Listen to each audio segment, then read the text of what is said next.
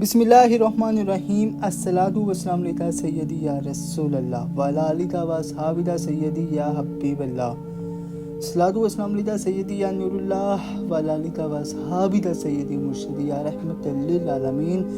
بسم اللہ الرحمن الرحیم۔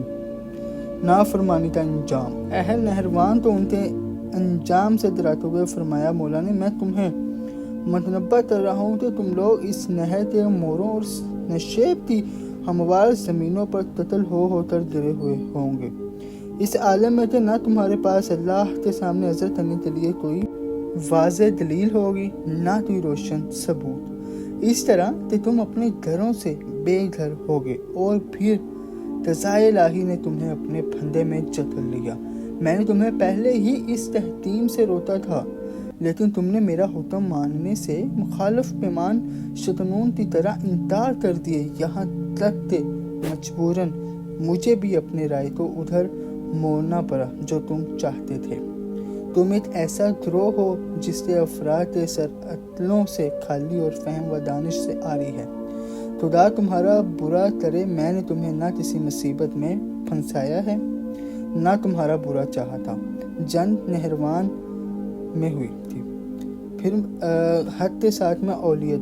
مولا فرماتے میں نے اس وقت اپنے فرائض انجام دیے جبکہ اور سب اس راہ میں قدم بڑھانے کی جرات نہ رکھتے تھے، اور اس وقت سر اٹھا کر سامنے آئے جب دوسرے گوشوں میں چھپے ہوئے تھے، اور اس وقت زبان کھولی جبکہ دوسرے گند نظر آتے تھے، اور اس وقت نور خدا کی روشنی میں آگے بڑھا جبکہ دوسرے زمین گیر ہو چکے تھے۔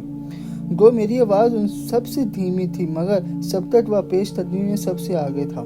میرا اس تحریک کی بات تھامنا تھا کہ وہ اڑ سی گئی اور میں صرف تھا جو اس میدان میں بازی لے گیا۔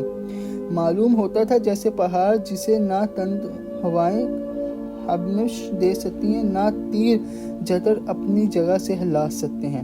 کسی کے لیے بھی مجھ میں عیب گیری کا موٹا اور حرف گیری کی گنجائش نہ تھی۔ دبا ہوا میری نسوں میں طاقتور ہے جب تک کہ میں اس کا حد دلوا نہ دوں، اور طاقتور میرے ہاں کمزور ہے جب تک کہ میں اسے دوسرے کا حد دلوا نہ دوں۔ ہم قضائے الہی پر راضی ہو چکے ہیں اور اسی کو سارے امور سونپ دیے ہیں۔ کیا تم یہ گمان کرتے ہو کہ میں رسول اللہ پر جھوٹ باندھتا ہوں؟